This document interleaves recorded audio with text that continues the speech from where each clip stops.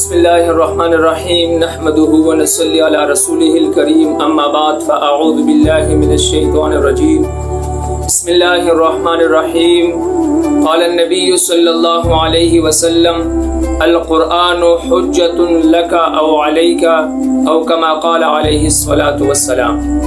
محترم ناظرین، آج کے اس ویڈیو میں میرے موضوع کا عنوان ہے مسلمانوں کے اوپر قرآن کے حقوق۔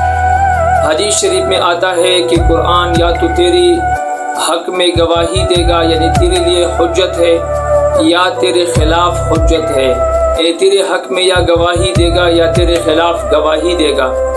ابھی ناظرین، قرآن کس کے حق میں گواہی دے گا اور کس کے خلاف گواہی دے گا؟ تو وہ لوگ جو قرآن کے حقوق پورے کرتے ہیں، قرآن کے جو حقوق ہے ان پہ عمل کرتے ہیں، قرآن کے حقوق ادا کرتے ہیں، تو ان لوگوں کے حق میں قرآن گواہی دے گا۔ اور جو لوگ قرآن کے حقوق میں کوتاہی کرتے ہیں، قرآن کے حقوق پورے نہیں کرتے، قرآن قیامت کے دن ان کے خلاف گواہی دے گا۔ ابھی قرآن کے حقوق ہے کیا؟ تو علماء نے 5 حقوق قرآن کے لکھے ہیں۔ پہلا حق قرآن کا، قرآن کے اوپر ایمان لانا ہے۔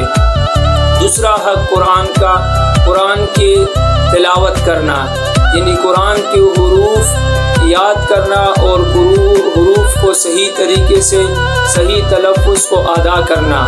تیسرا حق قرآن کی معانی کو سمجھنا۔ چوتھا حق قرآن پہ عمل کرنا۔ اور 5واں حق ہے قرآن کا، جو قرآن خود یاد کیا ہے، خود سمجھا ہے، اس سمجھی ہوئی قرآن کو دوسرے لوگوں تک پہنچانا۔ یہ 5 حقوق قرآن کے ہیں۔ جو لوگ قرآن کے ان 5 حقوق کو پورا کرتے ہیں، قرآن قیامت کے دن ان کے حق میں گواہی دے گا، وگرنہ پھر قرآن ان کے لیے وبال بن جائے گا اور ان کے خلاف گواہی دے گا۔ ابھی قرآن کے اوپر ایمان کیا ہے؟ پہلا ہم نے پڑھ لیا کہ قرآن کے حقوق میں سے پہلا حق وہ ہے قرآن پر ایمان۔ ابھی قرآن پر ایمان کیا ہے؟ قرآن کو اللہ کا کلام سمجھنا، یہ اللہ کا کلام ہے اور آخری کتاب ہے، اور وہ پیغمبر محمد مصطفیٰ صلی اللہ علیہ وسلم پر نازل کیا گیا ہے۔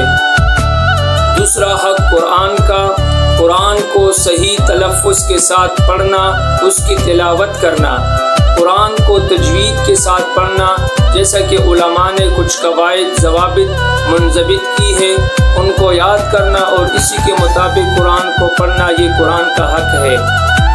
کیونکہ جناب نبی کریم صلی اللہ علیہ وسلم پر جب جبرائیل امین قرآن نازل کر رہے تھے تو اسی طرح پیغمبر قرآن کو یاد کر رہا تھا، اور پیغمبر نے صحابہ کو اسی طرح قرآن سکھایا، اسی طرح قرآن وقتاً فوقتاً اور ہم تک اسی طرح پہنچا ہے تجوید کے ساتھ۔ تو تجوید کے ساتھ صحیح تلفظ کے ساتھ قرآن کو پڑھنا، یہ بھی قرآن کا حق ہے۔